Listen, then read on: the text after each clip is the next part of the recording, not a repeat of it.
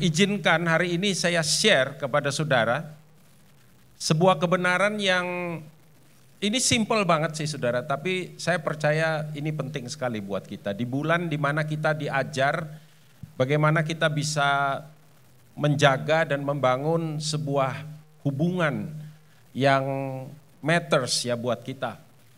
Pertanyaannya adalah kenapa kok saudara hal itu demikian. Nah, Markus pasal 11 kita baca dulu teksnya ayat 25 dan ayat yang ke-26.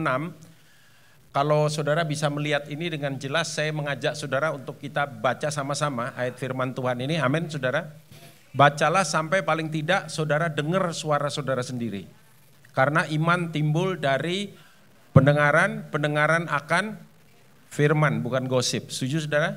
Oke ya, 1, 2, 3. Dan jika kamu berdiri untuk berdoa, ampunilah dahulu sekiranya ada barang sesuatu dalam hatimu terhadap seseorang. Supaya juga Bapakmu yang di sorga mengampuni kesalahan-kesalahanmu.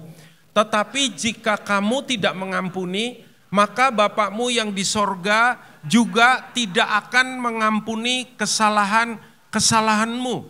Saudara, dari dua ayat sederhana yang kita baca ini, Yesus dengan jelas mengajarkan kepada kita bahwa ada satu hubungan yang erat antara jawaban doa.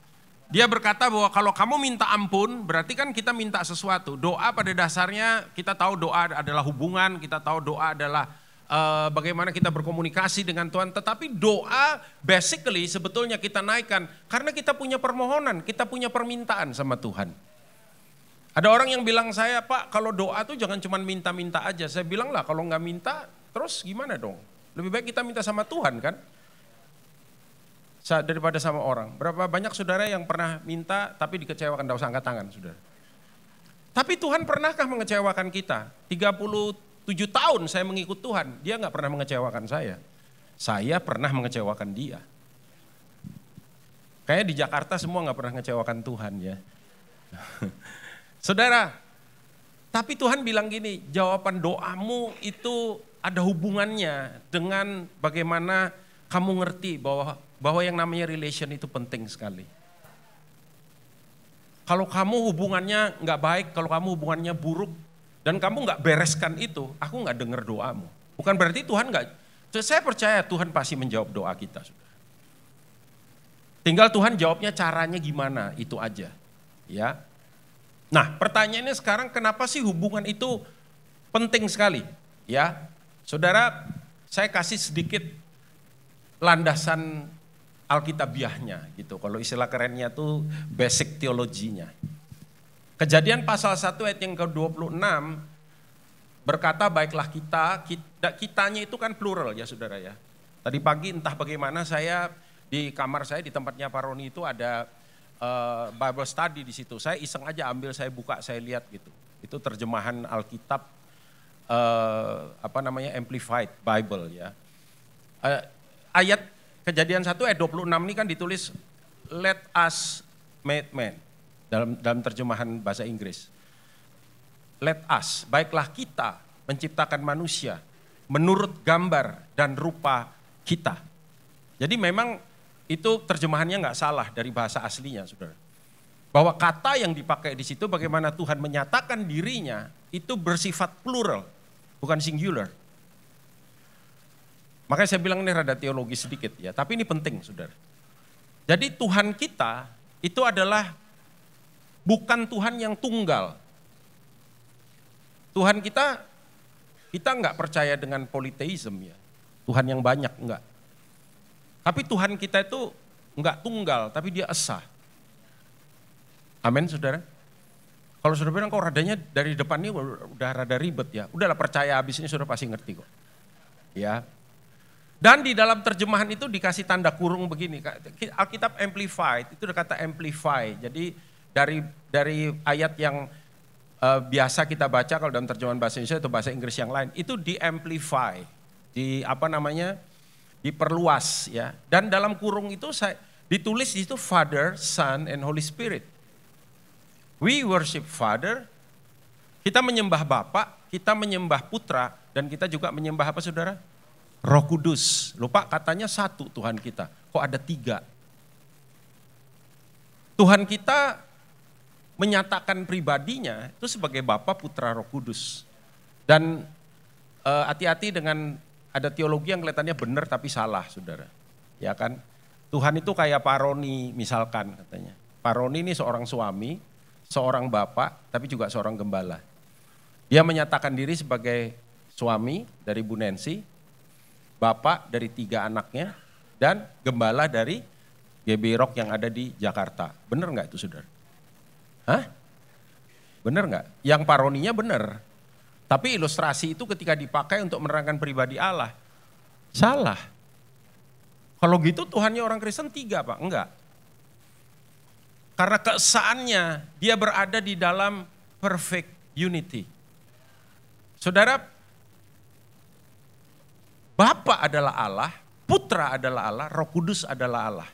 Ya, tapi nggak usah pusing sama ini lah. Saya hanya menekankan bahwa ketika Tuhan menciptakan manusia, saudara dan saya, gambar yang dipakai adalah plural, saudara. Karena kan ayatnya bilang baiklah kita.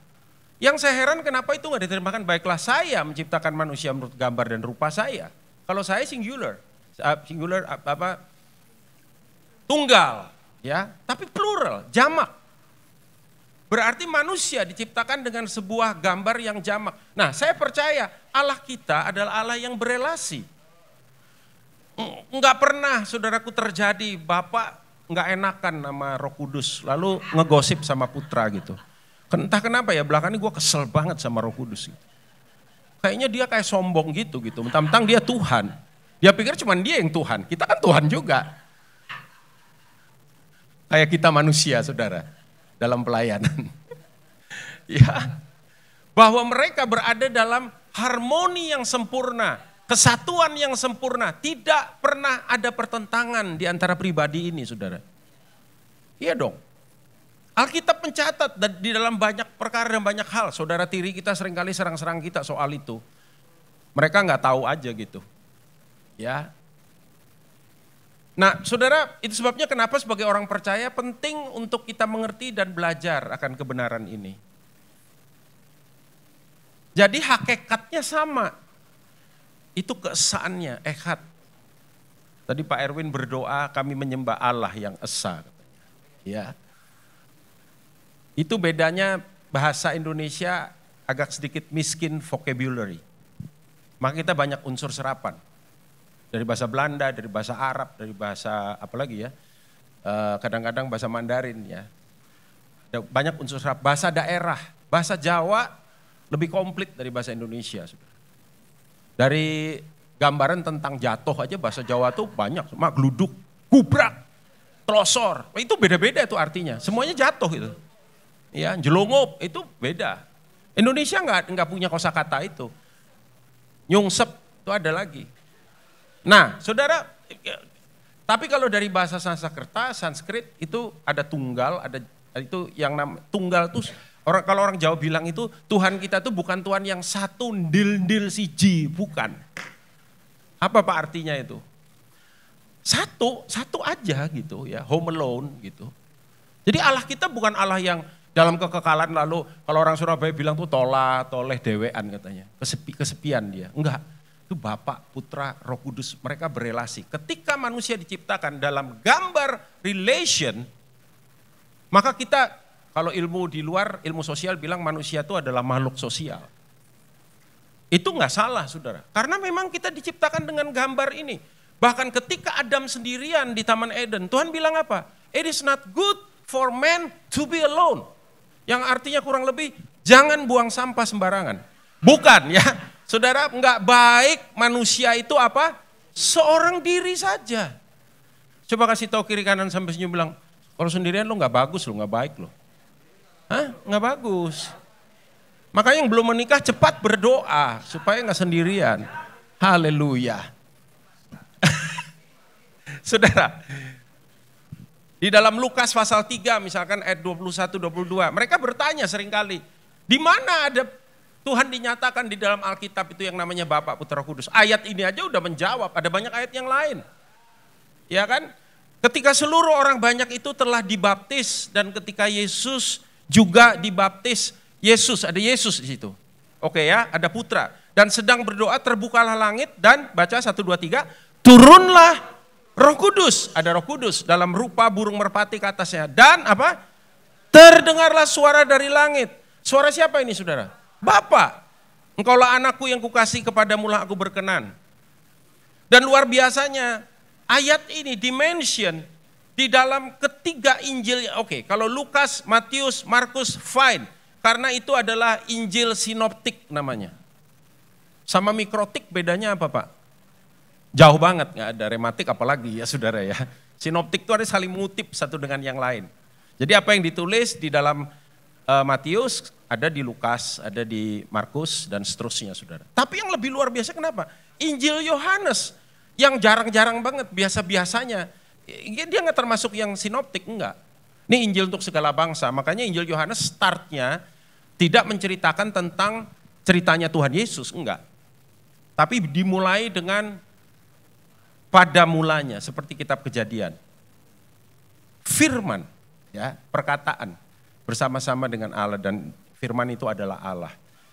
Saudara, even Injil Yohanes tidak secara letterlock mencatat peristiwa ini, seperti Markus dan Matius, tetapi memberikan sebuah kesaksian. Yohanes berkata, aku menyaksikan, aku melihat apa? Peristiwa ini.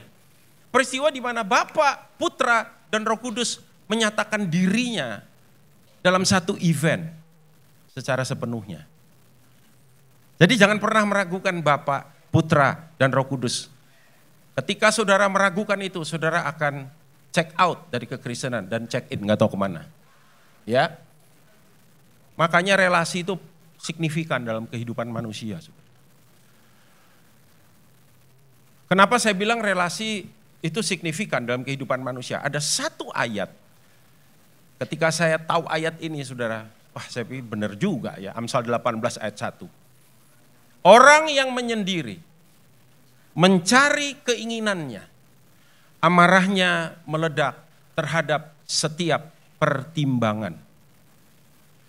Terjemahan bahasa Inggris lebih tajam, saudara, sekalipun mirip. A man who isolates himself. Isolate itu kan mengisolasi dirinya, kayak kabel yang ditutup sama karet itu ya saudara ya. Tertutup dari apa yang ada di surroundingnya, di sekitarnya. Ada nggak orang model begini saudara? Yang kalau di perumahan saudara dia tipe yang nggak mau bergaul, menutup diri, nggak pengen orang tahu, ya. Nggak cuman introvert, ekstrem introvert ini. Nah biasanya orang yang begini kalau di lingkungan kan digosipin kan. Jangan-jangan dia drug dealer atau jangan-jangan dia produksi narkoba di rumahnya. Kenapa dia nggak kepengen ya kita datang ke rumahnya? Kenapa kok pas 17-an Agustus yang biasanya orang kumpul di lingkungan itu ada perlombaan-perlombaan dia nggak pernah daftar ikut. Kenapa dia nggak pernah? Kayaknya susah banget bergaul. Dia siapa sebetulnya? Oh dia adalah bagian dari CIA yang ditaruh. Bukan ya. Saudara, orang yang mengisolasi dirinya, seek his own desire, he rages against, ini yang bahaya saudara, all wise judgment. Apa Pak itu artinya? Bersatu kita teguh, bukan. Dia marah, amarahnya meledak. Meledak terhadap apa? Bukan cuma pertimbangan. All wise judgment. Semua pertimbangan yang bijaksana. Dia nggak mau tahu, dia mau dirinya sendiri aja. Dia mengutamakan dirinya. Everything is about me. Makanya ada Holy Trinity yang tadi itu, Father, Son, and Holy Spirit. Tapi ada Unholy Trinity. I, me, and myself. Everything is about me. Ini orang yang kalau bahasa Ibrani itu, warpe dewek ini orangnya. He rages against all wise judgment. Saudara, kalau saudara nggak punya relasi yang sehat di dalam kehidupan saudara, saya mau kasih tahu saudara, kejiwaan saudara juga nggak sehat. Iya, itu yang ngomong bukan psikiater atau psikolog.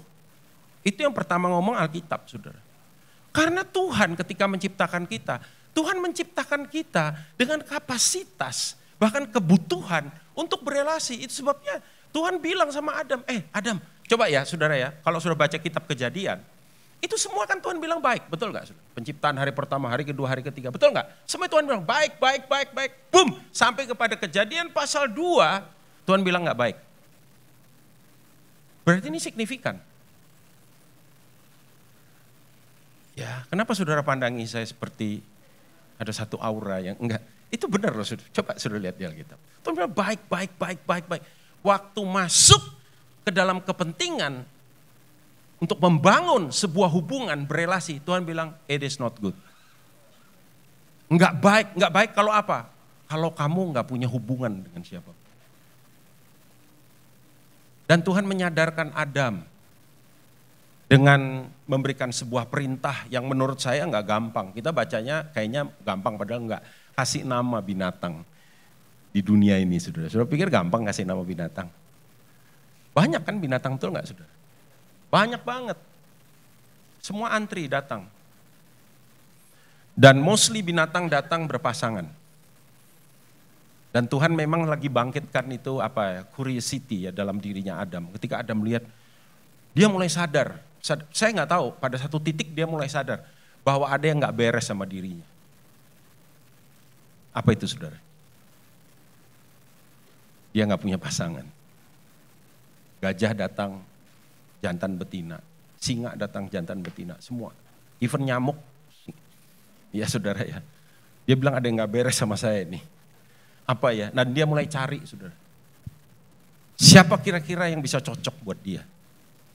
Ada sih yang rada lumayan. Tapi berbulu, saudara. Dan jelek banget mukanya. Baunya juga gak enak. Namanya gorila. Lalu Tuhan bilang, Adam santai. Saya akan sediakan buat kamu. Coba lihat kiri kanan muka belakang, saudara bilang, Tuhan tempatkan kita ada di sini. Memang saya harus berelasi dengan kamu. Dan gak kebetulan hari ini kalau saya duduk di sebelahmu. Haleluya. Amin, saudara. Ini landasannya, kenapa kok hubungan itu harus penting. Sebab ketika kita gagal dalam berelasi, kita rugi besar, saudara. Saya lihat TikToknya siapa ya, Pak Renald Kasali atau siapa itu yang dia bilang sekarang ini yang terpenting yang kita harus ajarkan kepada anak-anak kita adalah bagaimana mereka sejak dari awalnya pandai di dalam membangun jejaring. Karena yang namanya pertemanan itu bisa merubah nasib kita. Salah berteman juga bisa merusak. Kan siapa yang ngomong pertama kali saya nggak tahu, saya cuma mengutip dari yang pernah ngomong. Jadi ini kutipan dari kutipan gitu, saudara. Tell me who you friend, I will tell who you are. Yang tadi itu, jangan buang sampah sembarangan. Ya, saudara, beritahu saya siapa teman-temanmu, siapa yang dekat dengan kamu, dan saya akan kasih tahu kamu model orang yang kayak apa.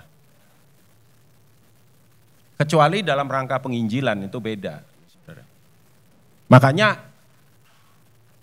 ada satu hamba Tuhan yang kasih saya nasihat, saudara, lebih senior dari saya. Dan kamu boleh kenal siapa aja, tapi kalau berteman kamu mesti pilih. Itu pentingnya relasi. Ketika kita salah berteman, saudara saya konseling pasangan muda ya banyak ya di Surabaya. Ketika kemudian mereka ada masalah dan saya mendengar dari mereka masalah itu munculnya dari mana. Salah satu masalah itu muncul dari mana, tahu nggak saudara? Dari nasihat orang-orang yang nggak benar pola pikirnya dan itu mempengaruhi dia. Konco itu temen ya saudara. Teman-temanku bilang kayak begini loh. Kan itu ada satu pasangan yang saya lagi tangani saudara, itu suaminya very negatif. Ya, aku ngomong sama teman-temanku, istriku tuh boros sekali, itu permintaannya banyak, belanjanya segini jalan. Jadi gini loh saudara, orang nggak punya duit bermasalah, betul nggak? Tapi ada satu fakta yang saya mau ngomong sama saudara, punya duit juga bermasalah. Jadi gimana dong supaya nggak punya masalah? Bertobat. Saya bilang kamu ini ya, kalian ini ya, kamu nggak tahu orang di luar sana yang susah hidupnya, yang besok mau makan apa aja nggak tahu. Kalian ini mau makan apa aja bisa, tapi berantem. Kenapa saudara? Salah berteman. Makanya relasi penting. Dan bisa nimbulkan kerugian. Makanya Alkitab kasih kita nasihat. Ibrani 12 ayat 14. dan 15. Lihat ini saudara, dikatakan begini, berusahalah.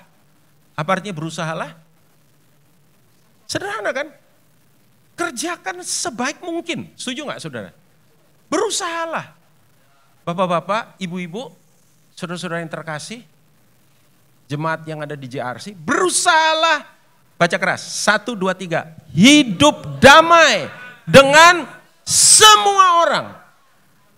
Apakah itu orang menyenangkan, nggak menyenangkan, orang yang friendly, yang unfriendly, orang yang asik, yang orang kalau orang Surabaya bilang bencek no.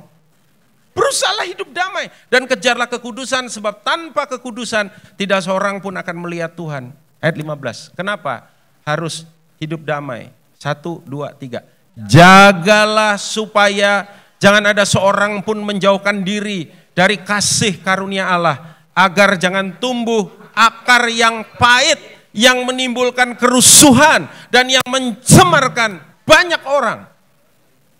Kenapa kau harus hidup damai? Supaya Alkitab berkata, jangan tumbuh akar pahit. Tapi Bapak nggak ngerti Pak, saya disakiti kayak apa. Aduh itu benar-benar saya nggak pernah bisa lupa apa yang pernah dia katakan. Apa yang dia pernah lakukan, perbuatannya dalam kehidupan. Saudara, dengar baik-baik ya, gini.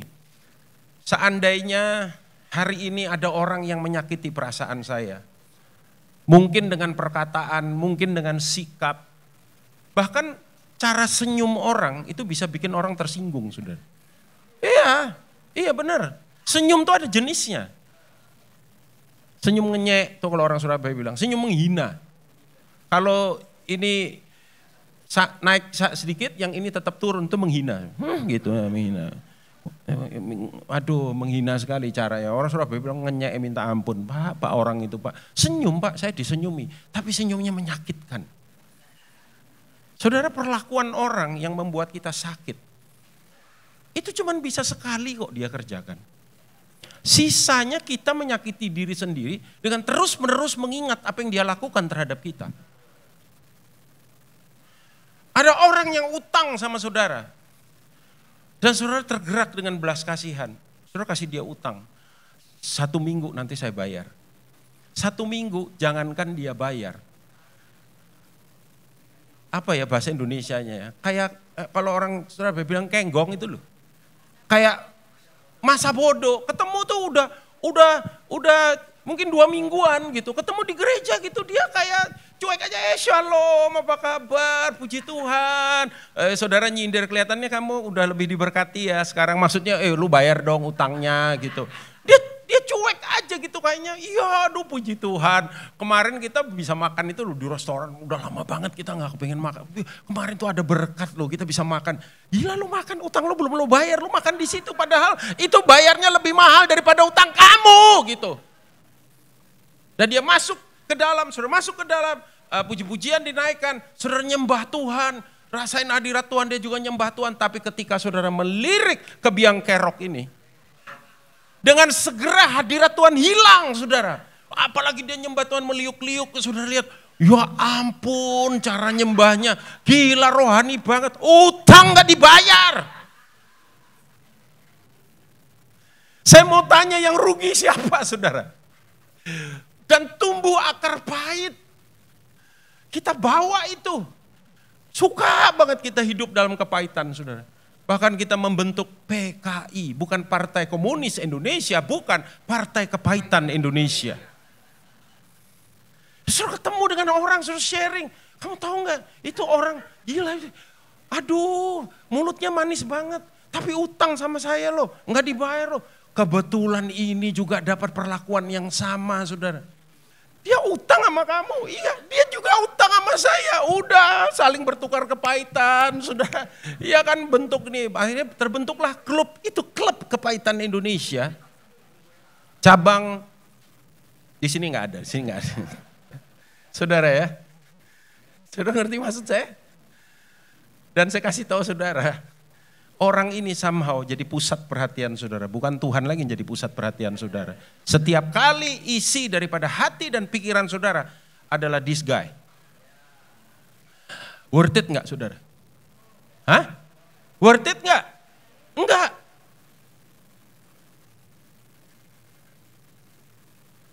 Ini ya saudara ya, tidak semua hal di dunia ini pantas untuk dapat perhatian kita. Betul nggak saudara? Iya. Saudara kadang-kadang ya meskipun di dunia pelayanan ya, kadang-kadang ada hamba Tuhan yang caranya dia melayani itu kurang oke lah, kurang ya kadang-kadang kalau gembala-gembala kumpul lalu kemudian mereka ngobrol, saya bilang udahlah berhentilah ngomongin, nggak perlu lah. Energi kita habis untuk ngomongin dianya not even inget sama kita, kan nggak pantas ya, buat apa? Mending kita ngomong yang lain. Menceritakan tentang bagaimana baiknya Tuhan dalam kehidupan kita. Menceritakan tentang bagaimana pertolongan, penyertaan, anugerah, kemurahan, rahmat Tuhan dalam hidup kita. Amin saudara. Utang belum bayar, ya udah anggap nabur. Kalau saudara nabur, saudara pasti nuai. Amin saudara. Gampang ya Pak Daniel ngomong. Emang gampang kalau cuma ngomong saudara. Tapi cobalah fokusnya sama berkat Tuhan saudara. Bukan sama kepahitan. Kenapa kok nggak gampang? Kenapa? Karena sebetulnya rusaknya sebuah hubungan itu pertama kali terjadi karena dosa. Apa saudara? Dosa.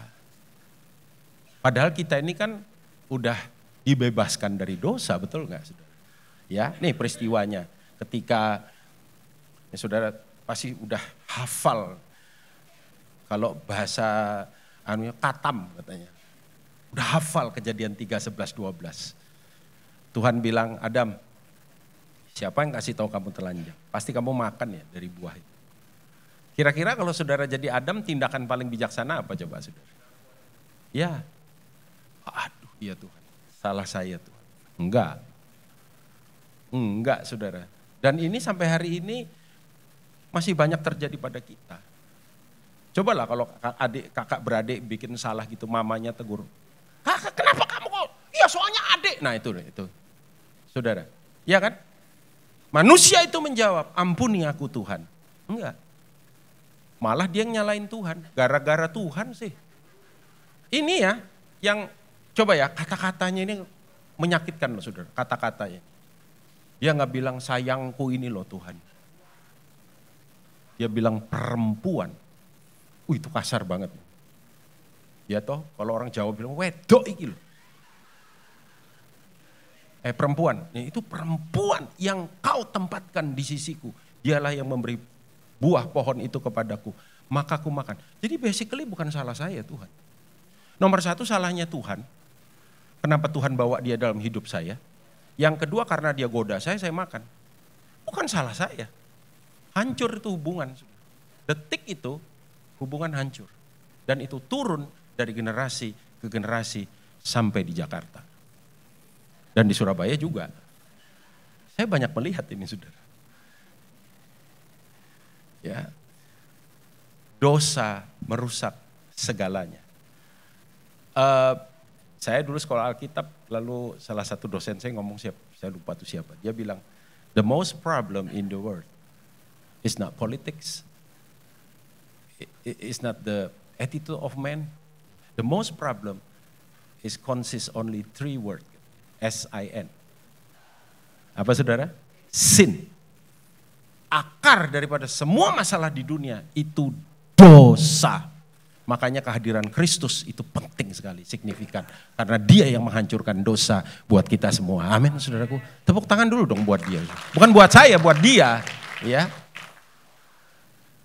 Dan bagaimana hubungan bisa dipulihkan. Saudara dengar tadi suara gembala. Ketika dosa dihancurkan. Ketika orang bisa rendah hati. Nah, saya akan tutup dengan ini. Tapi bukan berarti kalau saya bilang saya tutup, khotbah segera selesai, enggak.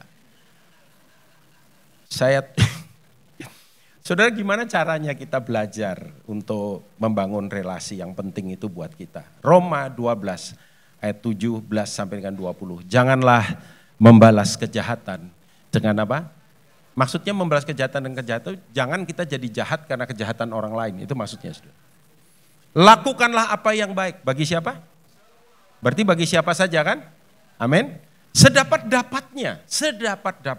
Kalau hal itu bergantung padamu, hiduplah dalam perdamaian perdamaian dengan semua orang. Jangan mau kalah sama Rhoma Irama. Rhoma Irama dulu nyanyi perdamaian, perdamaian. Jangan mau kalah saudara. Ya, saudara-saudaraku yang kekasih, janganlah kamu sendiri menuntut pembalasan. Tetapi berilah tempat kepada murka Allah. Sebab ada tertulis pembalasan itu adalah hakku kata Tuhan. Akulah yang akan menuntut pembalasan firman Tuhan. Tetapi jika seterumu lapar, berilah dia makan. Jika ia haus, berilah ia minum. Dengan berbuat demikian, kamu menumpuk bara api di atas kepalanya. Saudara. Jadi kita bisa belajar apa dari ayat-ayat ini? Nomor satu, belajarlah untuk memahami. Learn people, saudara. Pahami sesama itu. Saudara, ada quotes bagus. Itu kalau nggak salah, Rick Warren yang pertama yang ngomong ya. Dibilang, hurting people often hurt others. Orang yang terlukai cenderung melukai orang lain. Makanya kalau ada orang yang ngomongnya tuh tajam, sinis. Ada orang yang dia Mr. Protes ya. Tapi bukan Protestan, jangan salah saudara. Dimanapun gampang banget gitu, kritik ya. Itu ada ibu kritik gitu. Apa aja dikritik sama dia. Karpet lah, apa korden lah. Ini kenapa di gereja ini tidak ada bunga? Biasanya di gereja. Katanya gereja itu udah di femininize. Tapi di rock nggak ada. Yang ada bunga bank, bunga ini. Itu lebih berguna daripada bunga yang ada di sini. Anyway, nanti saya dibilang kemakmuran lagi ya, Injil kemakmuran. Tapi anyway, saudara, suka banget. Itu coba saudara cek. Coba saudara cek. Saya percaya dalam hidupnya dia banyak terima yang nggak enak, disakiti, dihina, terluka. Makanya betul saudara, ke depan ini pelayanan yang berhubungan dengan emosi itu sangat diperlukan, sangat dibutuhkan. Karena itu daftarkan diri saudara. Ya, belajarlah saudara, betul. Ya. Jangan balas kejahatan dengan kejahatan, lakukan apa yang baik bagi semua orang. Sedapat-dapatnya, kalau hal itu bergantung padamu, hiduplah dalam perdamaian dengan semua orang. Kan kalau kita tuh diajari ya, ini kan mau sinja kan saudara ya. Jadi selain dari gongsi faco itu, lu kukuai gua cincai. Itu. Lu kukuai gua cincai. Iya. Pak orangnya kukuai minta ampun, Pak aduh, aneh-aneh kukuai aneh. Itu bahasa apa? Hokkien ya, kukuai ya. Ibrani. Ya, Ibrani. Bahasa saudara. Jadi udahlah gitu. Gimana ya orang bawaannya memang kayak begitu ya, kalau bisa kita berteman baik, diomongin pelan-pelan gitu, apalagi kalau dia sudah cinta Tuhan, kenal Tuhan Yesus, bagi firman ya, pelan-pelan dirangkul, dikasih tahu gitu. Tapi makin tua orang makin susah memang sudah, jujur ya. Anyway, okay, sedapat-dapatnya kalau hal itu bergantung padamu, hiduplah dalam perdamaian dengan semua orang. Apa salahnya sih? Berbuat baik, kan gitu kan, betul nggak saudara? Ya, simple. Alkitab bilang begitu saudara. Pahami sesama. Kita datang ke gereja mau ibadah, udah kadung senyum, yang disenyumin cuek aja saudara. Gila nih orangnya saya senyum, kenapa sih dia pelit banget? Saudara jangan dibikin ngomel saudara, mau masuk hadirat Tuhan sucikan dirimu. Amin. Itu. Mungkin dia di rumah baru berantem sama suaminya. Mungkin dia digigit anjing tetangga. Mungkin polisi salah tangkap, saudara. Dia lagi kesel. Pahamilah sesama. Amin, saudara. Maka saudara bisa berelasi dengan lebih sehat. Dengan siapapun. Saudara satu kali, ini Rock baru-baru berdiri ya di Surabaya. Jadi Rock Surabaya ini udah 20 tahun tanpa terasa, saudara.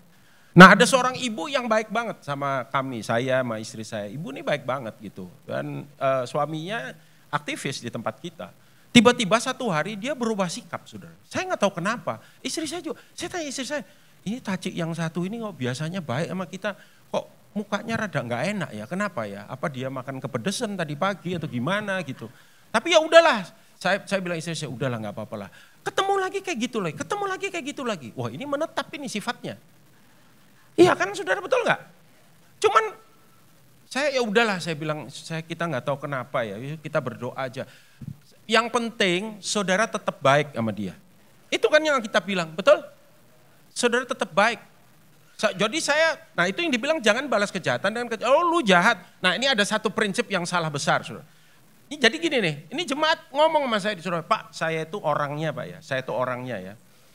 Kalau ada orang baik sama saya Pak, saya lebih baik lagi sama dia. Tapi kalau dia jahat sama saya, tunggu tanggal mainnya. Ini nggak ada ayatnya saudara. Saya bilang, Pak bertobat Pak. Loh kenapa Pak? Itu udah ada ayatnya, ngawur kamu. Bertobatlah sebab kerajaan surga sudah dekat. Aduh jangan kayak gitu. Nggak benar itu. Kalau orang baik sama kita jauh lebih baik. Kalau ada orang jahat kita baik. Saya tetap baik sama dia. Saudara tahu apa yang terjadi? Satu hari dia telepon saya saudara. Shalom Koden, ya kenapa saya bilang. Ci, jarang-jarang dia telepon. Shalom ya. Aku mau minta maaf. Hah? Apa? Oh saya bilang kenapa? Aku selama ini salah paham sama Koden. Sama Bu Lisa juga. Loh kenapa? Jadi rupanya saudara ada orang yang entah bagaimana dengan kami. Jelek-jelekin kita cerita sama ibu ini. Nah ini yang saya bilang tadi bagi-bagi kepahitan. Lebih baik bagi-bagi angpau daripada bagi-bagi kepahitan. Ya Ciyuli juga mau itu kalau saudara mau. Betul gak? Iya kan? Saudara bagi-bagi kepahitan, dia kena, dia kemakan saudara. Somehow memang kita manusia lebih tertarik kepada yang negatif, lebih cepat daripada positif. Makanya sampai Yesus datang, hoax akan terus terjadi. Makanya hati-hati saudara. Dia bilang, tapi aku belajar tak lihat, kok Pak Daniel ini gak berubah ya, sikap tetap baik ya. Kenapa kok satu hari dia sadar bahwa apa yang disampaikan orang ini salah. Jadi memang biarkan Tuhan bekerja, saudaraku. Even di dalam apa? Sesuatu yang gak enak buat kita. Pahami sesama dan tentu saja melepaskan pengampunan. Saudara bilang ini klasik Pak, klasik. Tapi sampai hari ini masih berlaku saudara. Iya kan? Iya, saudara-saudaraku jangan kamu menuntut pembalasan, beri tempat kepada murka Allah. Sebab ada tertulis pembalasan itu adalah hakku. Kalau Tuhan bilang itu adalah haknya Tuhan, berarti bukan haknya kita. Simple, ya kan? Akulah yang akan menuntut pembalasan firman Tuhan. Tapi juga jangan saudara berdoa, Tuhan balaskan Tuhan. Sooner, better. Please, nggak perlu juga. Malah Tuhan suruh kita melepaskan pengampunan. Di mana Pak ayatnya? Tetapi jika seterumu lapar, beri dia makan. Jika ia haus, beri dia minum. Dengan berbuat demikian, kamu menumpuk bara api di atas kepalanya. Asik kita bilang gitu. Tumpuk bara api, makin banyak, makin bagus Tuhan. Ya, biar blonyot ndase. Ternyata dulu saya juga sempat khotbah gini. Ternyata salah saya saudara. Iya. Jadi memang sekolah Alkitab penting. Makanya daftarkan diri saudara. Di Sekolah Tinggi Teologi Kingdom. Masih buka pendaftaran sampai hari ini. Buka, ya. Tiap hari buka. Nggak pernah tutup kita, saudara. Nah, saudara, maksudnya apa sih tumpuk bara api? Jadi, terutama ketika winter, mereka ini kebanyakan gereja mula-mula itu kan di Asia Kecil ya, saudara ya. Di daerah Mediterranean situ kan ada winter ya. Nah, kalau winter itu mereka simpan bara api di tungku di rumah mereka. Selain berfungsi sebagai heater, itu juga berfungsi ketika mereka mau masak. Mereka butuh bara api. Nah, kadang-kadang orang itu bisa kehabisan bara api di rumahnya. Nah, dia akan ke tetangganya. Shalom. Saya kehabisan bara api. Boleh nggak saya minta sebagian? Cara bawanya ditaruh di tungku, tungkunya ditaruh di atas kepala. Saudara. Jadi ini bukan ambil itu arang sate lalu kemudian ditaruh di atas kepala musuh kita. dan kita bersukaria di atas penderitaan dia. Kayaknya Tuhan gak kayak begitu deh. Betul gak saudara? Jadi ini ngomong tentang apa padahal? Ini ngomong tentang peace. Ini ngomong tentang shalom. Dengan engkau melepaskan pengampunan, maka engkau melepaskan damai sejahtera Tuhan di dalam dia dan dalam hidup kita juga. Ya, karena ketika kita melepaskan pengampunan, saudara lihat, tangan saya penuh dengan ini mikrofon dan presenter ini, saudara. Saya mau nanya, bisakah saya pegang yang lain? Enggak bisa, kecuali saya apa? Lepaskan ini.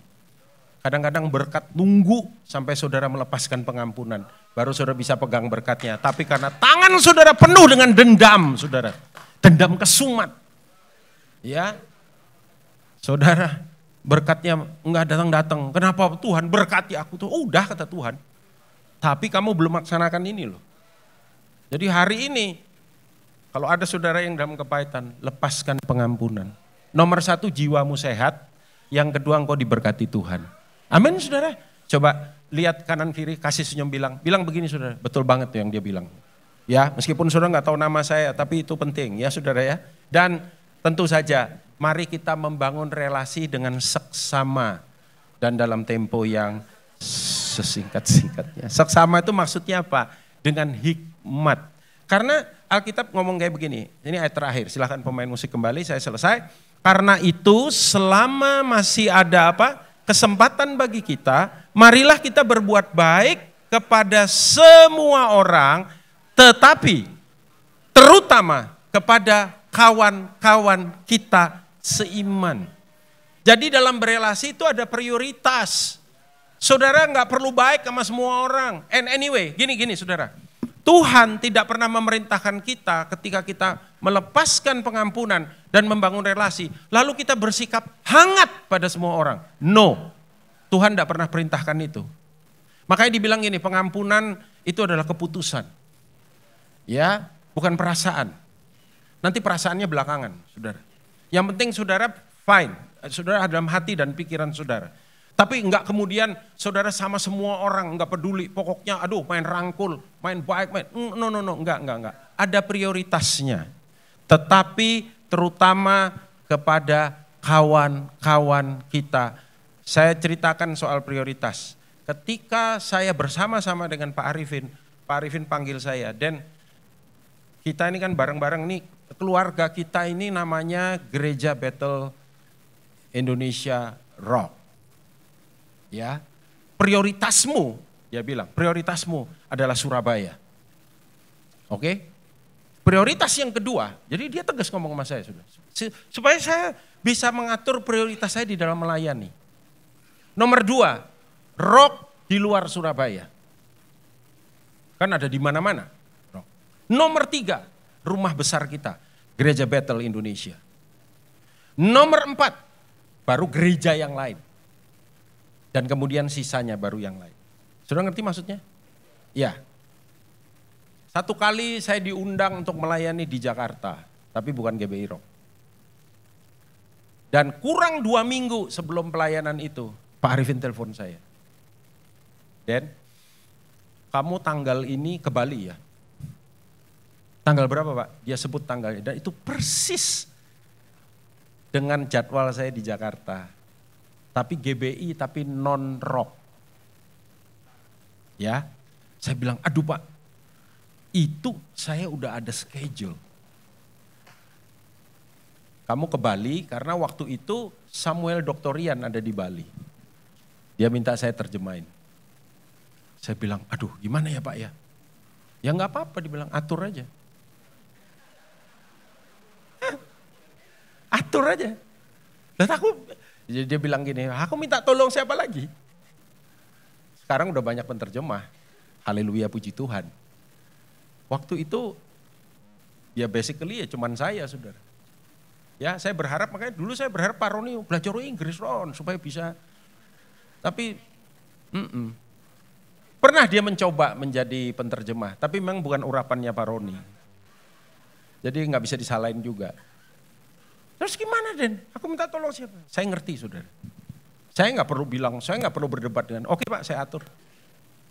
Ya, jadi ya saya bilang, minta maaf ini mendadak, ini kan masih ada 2 minggu lagi, apa perlu saya yang cariin pengganti saya atau gimana? Saya tetap bertanggung jawab saudara. But saya tahu apa artinya prioritas. Hidup kalau nggak ada prioritas, saudara susah sendiri.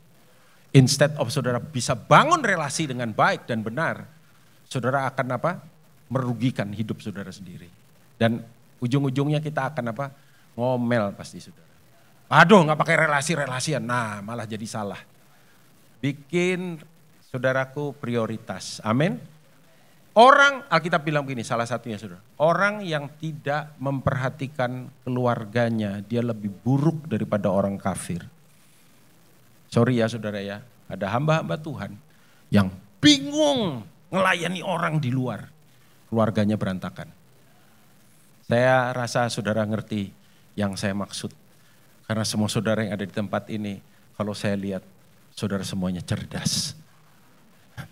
Cerdas rohani, cerdas juga apa? Secara emosi. Tuhan Yesus memberkati.